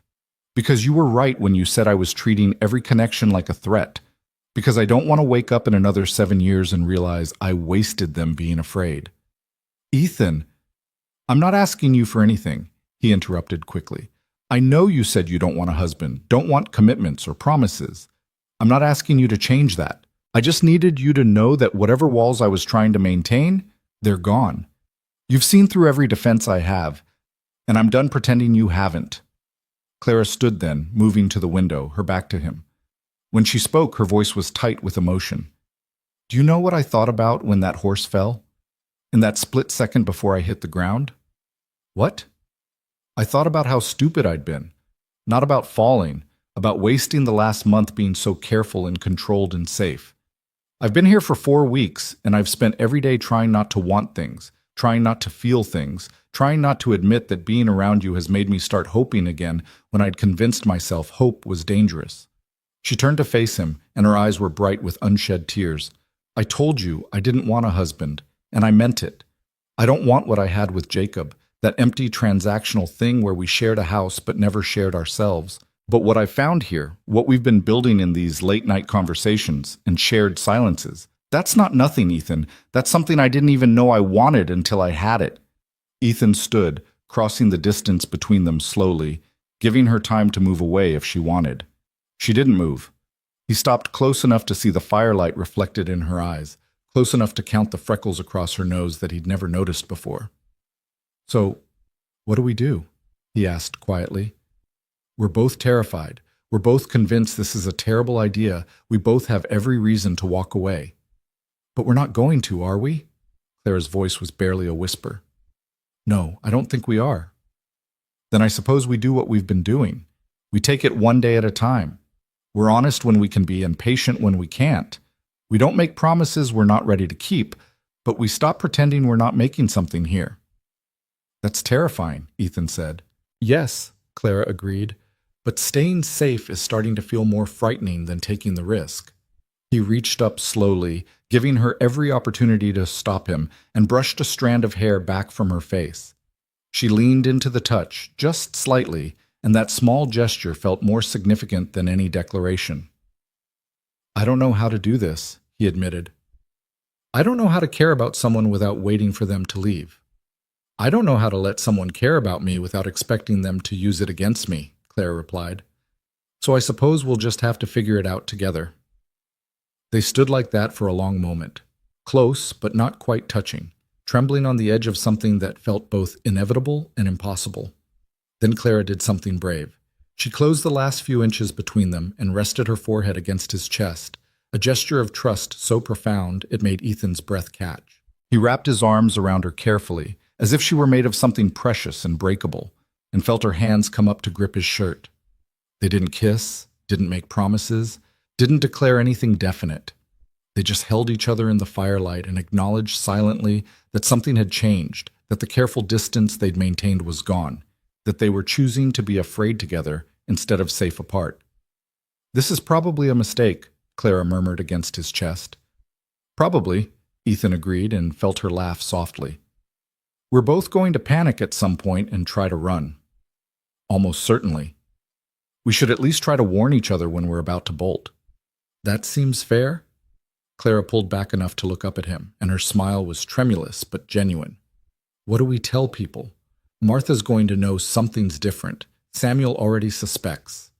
"We tell them the truth," Ethan said, surprising himself with the certainty in his voice. "That we're two people who are tired of being alone, who are trying to figure out if it's possible to build something real without all the games and expectations that ruined it before." "And if they ask if we're courting? Are we?" Clara considered the question seriously. "I think we're doing something that doesn't have a name yet, something that's just ours. Is that all right?" "That's more than all right," Ethan said, and meant it with everything in him. They stayed like that until the fire burned low and the cold started seeping in through the windows. When they finally separated, it was with reluctance, like two people who'd been drowning and had just found air. Clara kissed his cheek, light and quick and devastating, then left him standing alone in the dark library with his heart racing and his defenses in ruins. He should have been terrified. He was terrified. But beneath the fear was something else, something that felt suspiciously like peace. The next morning, the ranch woke to gossip. One of the younger hands had apparently been looking for a lost glove and had glanced through the library window the previous night, seeing the boss holding Mrs. Hale in what looked like considerably more than an employer-employee relationship. By breakfast, every man on the ranch knew something had changed. Samuel found Ethan in the barn and didn't even pretend to be subtle. "So, you and Clara." "There's no me and Clara," Ethan said, checking a mare's hooves with more attention than strictly necessary. "Son, I've known you since you were in short pants. Don't lie to me." Ethan straightened, meeting the older man's eyes. We're figuring something out. That's all I can tell you because it's all I know." Samuel's face softened. "Is she good to you?" The question surprised Ethan. Not is she good enough for you, or does she want your money, but simply, is she good to you? As if that was all that mattered. "She sees me," Ethan said quietly. "Not the ranch, not the money, not what I can provide. Just me. And somehow she's decided I'm worth the trouble of knowing." "Then that's all that matters, boss. Everything else is just details." In the kitchen, Clara was having a similar conversation with Martha, who'd simply looked at her over breakfast and said, "So, you and Ethan." Clara sighed. "Does everyone on this ranch have eyes everywhere?" "Small community, dear. Not much happens that doesn't get noticed. The question is, are you happy?" Clara considered the question, really considered it, then slowly nodded. "I think I'm starting to be. I'm terrified, and I don't know what we're doing, and it could all fall apart spectacularly. But yes, I think I'm happy." "Then the rest is just noise," Martha said firmly. "You're both adults, you're both smart enough to know what you're doing, and more importantly, you're both brave enough to try despite being scared. That's worth something." The days that followed fell into a new pattern, one that was familiar and yet entirely transformed. They still had their morning coffee in the kitchen, but now Ethan's hand would brush Clara's when reaching for the pot, and they'd both pretend not to notice the electricity in that brief contact. They still spent evenings in the library, but now they shared the sofa instead of separate chairs, their shoulders touching, comfortable in a closeness they'd both been starving for without realizing it. They talked about everything: his plans for expanding the ranch, her memories of Pennsylvania, the books they loved, the things they feared. Clara told him about the first time her father hit her mother, how she'd learned to make herself small and quiet to avoid becoming a target. Ethan told her about watching his own father work himself to death trying to save the ranch, about the weight of carrying that legacy. They didn't rush anything. There were no grand declarations, no promises of forever, no defining of what they were to each other. They just existed together, learning each other, building trust with the patience of two people who'd both been hurt by rushing before. But there were moments that felt like promises even without words. The way Ethan's hand would find the small of Clara's back when they walked through the house, steadying and possessive. The way Clara would touch his face sometimes when she thought he wasn't paying attention, her fingers gentle against his jaw as if confirming he was real. The way they'd both started sleeping better, as if the simple knowledge that someone understood them was enough to quiet the nightmares. It was 2 weeks after their conversation in the library when Clara found Ethan in his study late one night, bent over ledgers with exhaustion evident in every line of his body. She didn't say anything, just came up behind him and started rubbing the tension from his shoulders with strong, capable hands. Ethan groaned, his head falling forward. "You don't have to do that." "I know. I want to." They were silent for a while. The only sounds the crackling fire and Ethan's occasional sighs of relief as Clara worked knots out of muscles gone tight from cold and stress. Finally, he reached up and caught one of her hands, pulling her around to face him. "Move in," he said. Clara blinked. "I already live here." "No, I mean—" He stopped, struggling for words. Stop sleeping in the guest room. Stay with me. Not because I'm asking for anything more than what we have, but because I'm tired of walking past your door every night and pretending I don't want you close. I'm tired of waking up alone when you're just down the hall. I just want—" "Yes," Clara interrupted softly. "Yes?" "Yes. I want that too." That night, Clara moved her few belongings into Ethan's room, and they lay awake together talking until dawn, their bodies curled together under heavy quilts, safe and warm and no longer alone. They didn't make love, both of them somehow knowing they weren't quite ready for that yet, that there were still walls to dismantle and fears to face. But they held each other through the night, and that felt like its own kind of intimacy, its own kind of promise. And for the first time in 7 years, Ethan Blackwood fell asleep with his heart unguarded and his defenses down, and didn't dream of betrayal or loss. He dreamed instead of spring coming to frozen ground, of ice melting and things growing, of a future that looked nothing like the fortress he'd built, but everything like home. Spring came slowly to Montana that year, as if the land itself was reluctant to let go of winter's grip. But inside the Blackwood house, warmth had already taken root in ways that had nothing to do with temperature. The change was evident in small things, the sound of laughter echoing through rooms that had been silent for years, the way lamplight seemed softer somehow, the fact that breakfast was no longer a solitary ritual but a shared moment of connection before the day's work began. Ethan woke one morning in late March to find Clara already awake beside him, propped on one elbow and watching him with an expression he couldn't quite decipher. Pale sunlight filtered through the curtains, catching in her hair and making her eyes look more silver than blue. "How long have you been awake?" he asked, his voice rough with sleep. "Long enough to realize something," Clara said, and there was a seriousness in her tone that made him fully alert. "We've been doing this for almost 3 months now, living together, building something, and we've never talked about what happens next." Ethan's chest tightened with familiar fear. "Do we need to talk about it?" "I think we do. Because I've been lying here watching you sleep, and I realized I'm not afraid anymore." She paused, then corrected herself. "No, that's not true. I'm terrified, but I'm more afraid of not saying what I feel than I am of saying it and having it go wrong." He sat up, the blankets pooling around his waist, suddenly awake and wary. "Clara, let me say this, please, before I lose my nerve." She took a breath, steadying herself. "When I came here, I told myself I just wanted work and stability and a place to start over. I told myself I didn't want or need anything else. But I was lying. I was lying because wanting things had hurt me before, and I thought if I just stopped wanting, I'd stop hurting." "I know," Ethan said quietly. "I did the same thing, aim. But here's what I've learned these past months. Not wanting things doesn't stop you from getting them. It just stops you from appreciating them when they arrive. And somewhere between making coffee in your kitchen and falling asleep in your arms, I stopped pretending I didn't want this. I stopped pretending I didn't want you." The words hung in the air between them, vulnerable and brave. Ethan felt something crack open in his chest, some last wall he hadn't realized he was still holding up. "I love you," Clara said simply, and the words were like a key turning in a lock. "I don't need you and you don't need me. And maybe that's exactly why this works. But I love you anyway." I love your stubbornness and your kindness and the way you pretend not to care about things you care about deeply. I love how you treat your men with respect and your horses with patience. I love that you let me be myself without trying to make me into something more convenient or comfortable. Ethan found he couldn't speak, couldn't breathe, couldn't do anything but stare at her in wonder. I'm not asking you to say it back, Clara continued, her voice shaking slightly.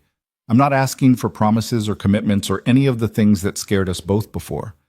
I just needed you to know. I needed to stop being so careful and just tell you the truth. Finally, Ethan found his voice. The night you fell from your horse, when I thought you might be hurt, I realized something. I realized I'd been so busy protecting myself from another Margaret that I'd missed what was right in front of me. You're nothing like her. This is nothing like that was. And I've been a fool for not seeing it sooner. He reached for her hand, lacing their fingers together. I love you too. I think I've loved you since that first morning when you stood in my kitchen and told me you wanted nothing from me except fair wages for fair work. I just couldn't admit it, because admitting it meant risking everything I'd built to protect myself. Clara's eyes filled with tears, but she was smiling. So what do we do now? I think, Ethan said slowly, pulling her close, we stop protecting ourselves from each other. We stop waiting for the other shoe to drop. We just love each other as honestly and imperfectly as we can manage and trust that it's enough. That simple? That complicated, he corrected, and kissed her for the first time since she'd moved into his room, kissed her like a man who'd finally stopped running from his own heart. They lay tangled together as the sun rose higher, talking about everything and nothing, making plans and promises they were finally brave enough to keep. For the first time, Ethan spoke about a future that included someone else, and it didn't feel like a trap or a transaction. It felt like possibility. But spring in Montana was never simple, and neither was building a life together. The first real test came a week later when a rider arrived at the ranch carrying a letter addressed to Ethan in familiar handwriting that made his blood run cold. Margaret. He stood in his study holding the envelope, his hands oddly steady despite the chaos in his mind. Clara found him there, took one look at his face, and closed the door behind her. What is it? A letter. From Margaret Cheltenham. He couldn't quite bring himself to open it. Clara crossed to him, taking the envelope from his hands and setting it on the desk. Do you want to read it alone? No, Ethan said immediately. No, I don't want anything alone anymore. That was the whole problem before. I dealt with everything in isolation and convinced myself it was strength. Stay with me? Always, Clara said, and the simple certainty of it gave him courage. He opened the letter, Clara standing close enough that he could feel her warmth, her presence anchoring him. The words were written in Margaret's elegant hand, and reading them felt like opening a door he'd thought was locked forever. Dearest Ethan, I hope this letter finds you well. I know you must be surprised to hear from me after so many years of silence. I've written this letter a dozen times and torn it up just as many, but I've finally found the courage to send it. I'm writing because I've heard through mutual acquaintances that you've built something remarkable in Montana. Not just a successful ranch, but a life. I'm writing because I owe you an apology that's 7 years overdue. I was wrong, Ethan. Wrong about Montana. Wrong about what kind of life was worth living. Wrong about what really matters. I spent these years in Boston becoming exactly what I thought I wanted to be. Educated, cultured, comfortable. I married a professor, live in a fine house, attend all the right social functions. And I'm absolutely miserable. It took me far too long to realize that comfort and security aren't the same as happiness. That a life that looks impressive from the outside can feel hollow on the inside. That I traded the possibility of genuine love for the guarantee of convenience, and it was the worst bargain I've ever made. I'm not writing to ask you to take me back. I know too much time has passed, and I wounded you too deeply for that. I'm writing to tell you that you were right to believe that love and partnership matter more than circumstance. You were right to want someone who would choose you over comfort.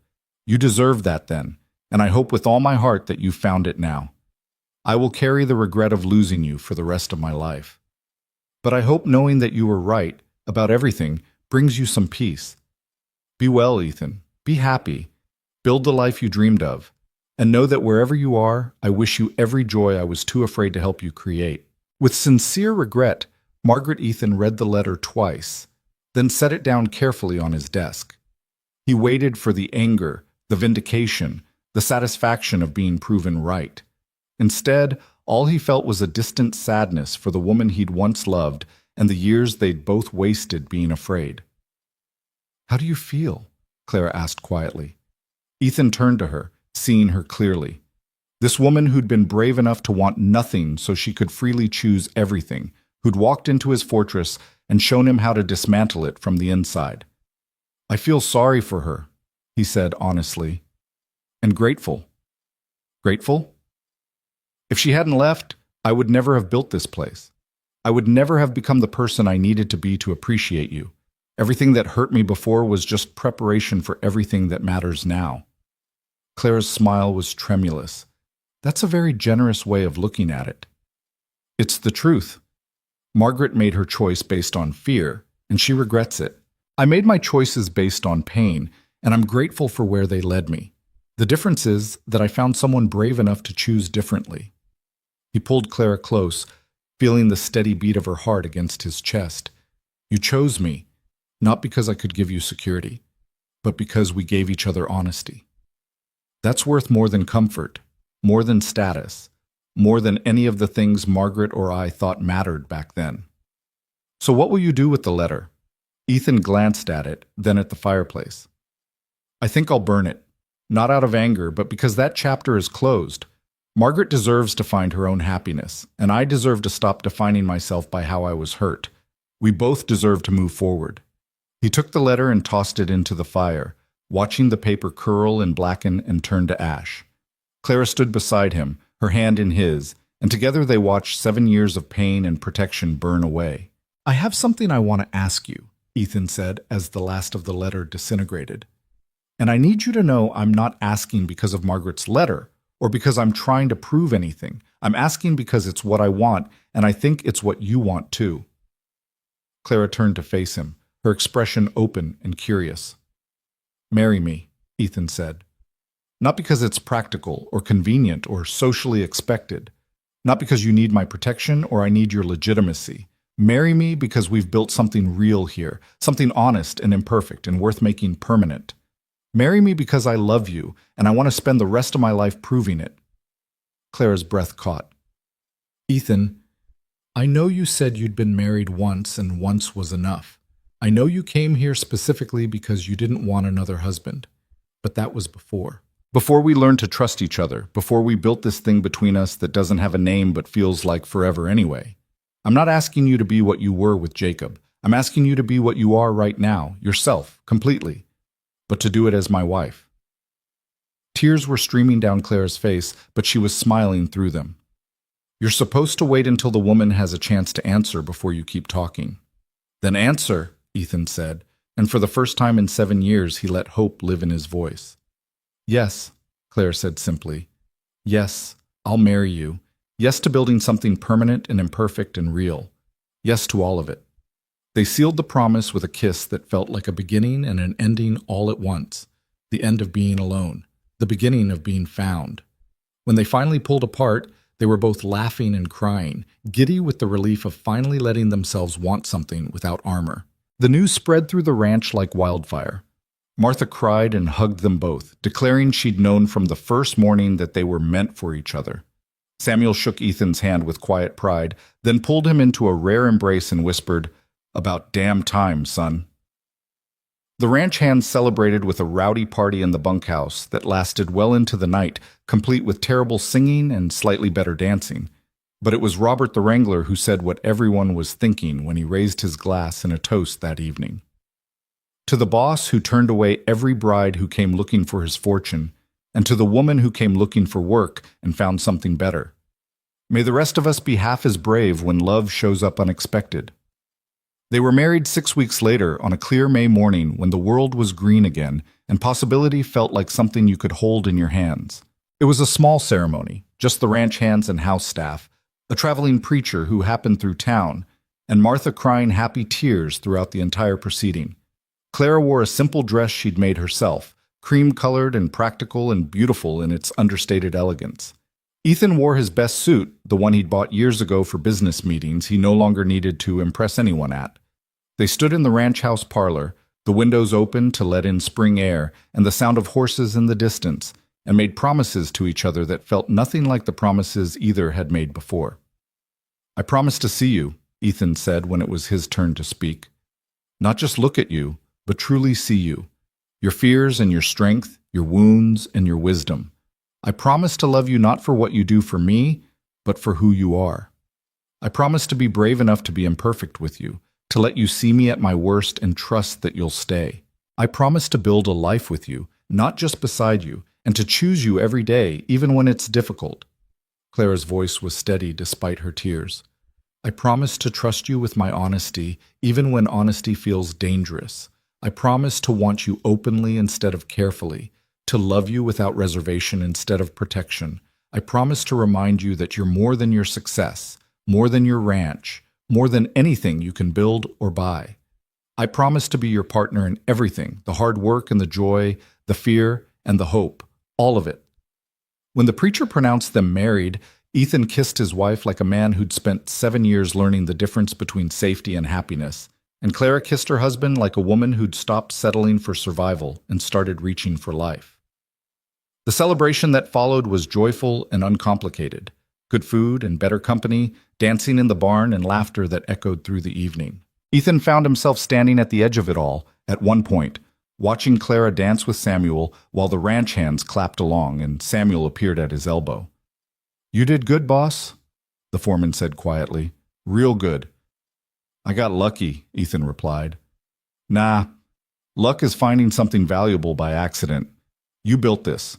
You made yourself into someone worthy of her, and she made herself brave enough to want you. That's not luck, that's work." Ethan thought about that as he watched his wife spin in the lamplight, her face glowing with happiness. Samuel was right. This wasn't something that had simply happened to them. It was something they'd chosen, day after day, conversation after conversation, risk after risk. They'd both been broken in different ways, and instead of letting that brokenness define them, they'd used it to understand each other. Later that night, after the guests had left and the house was quiet, Ethan and Clara stood together on the balcony off their bedroom, looking out at the ranch spread beneath the stars. Clara leaned back against Ethan's chest, his arms wrapped around her waist, both of them content in the silence. "Do you remember what you said to me that first night in the library?" Clara asked softly. "About not knowing how to want something without waiting for it to be taken away?" "I remember." "Are you still waiting?" Ethan considered the question seriously, taking stock of the fear he'd carried for so long. To his surprise, he found it had diminished to almost nothing, not gone entirely because fear was part of being human, but reduced to something manageable, something that no longer controlled him. "No," he said, and felt the truth of it settle in his bones. "I'm not waiting for loss anymore. I'm just grateful for what's here." "Good," Claire said, turning in his arms to face him. "Because I'm not going anywhere. Not for comfort, not for security, not for any of the things that might have seemed more important once. I'm staying for this, for you, for us, for the life we're building together." "Even when it's hard?" Ethan asked, needing to hear it. "Especially when it's hard. That's when it matters most." They stood like that for a long time, two people who'd been alone for so long. They'd forgotten what it felt like to be truly known, now wrapped in each other in the promise of more mornings like this, more evenings of comfortable silence, more years of imperfect and honest love. The years that followed proved them both right and wrong in equal measure. Marriage wasn't always easy. They fought sometimes, misunderstood each other occasionally, had to work through old wounds that resurfaced unexpectedly. But they did the work. They chose each other even on the days when choosing felt difficult. They were honest when honesty hurt, patient when patience was needed, and brave enough to keep showing up even when fear whispered that retreat was safer. The ranch continued to prosper, but Ethan stopped measuring success only in terms of profit and land. He measured it in the sound of Clara's laughter echoing through rooms that used to be silent, in the children that eventually came and filled the house with noise and life, in the way his men looked at their boss and saw not just an employer, but a man who'd figured out what really mattered. Clara bloomed in ways neither of them had anticipated. She took over managing the household accounts, and proved to have a head for business that rivaled Ethan's own. She started a small school for the ranch hands' children, teaching them to read and write in the kitchen during the long winter months. She raised their children with the same combination of fierce love and practical wisdom that had drawn Ethan to her in the first place. And on cold winter nights, when neither could sleep, they'd sometimes find themselves in that same library where they'd first started being honest with each other, and they'd talk about how far they'd come from the people they'd been. The cold, defensive ranch owner who'd turned away 20 brides. The quiet widow who'd convinced herself she wanted nothing. Two people who'd armed themselves against pain and almost missed out on joy entirely. "Do you ever wonder what would have happened if I hadn't come here that day?"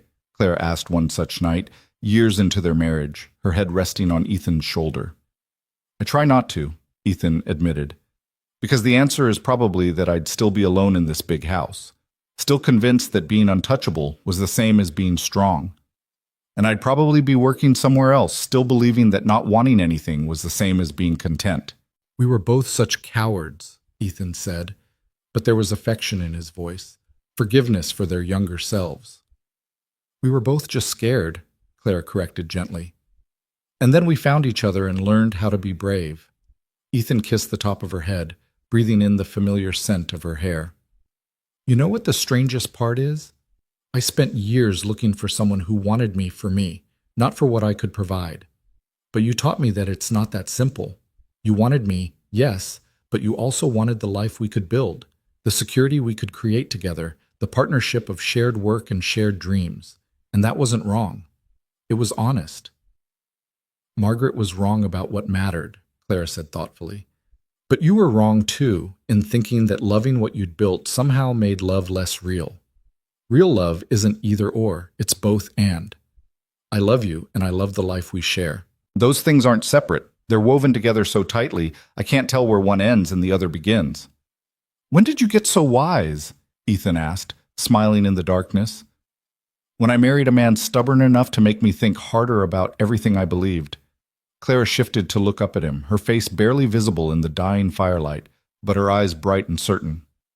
"We almost missed this, you know. We almost let fear win.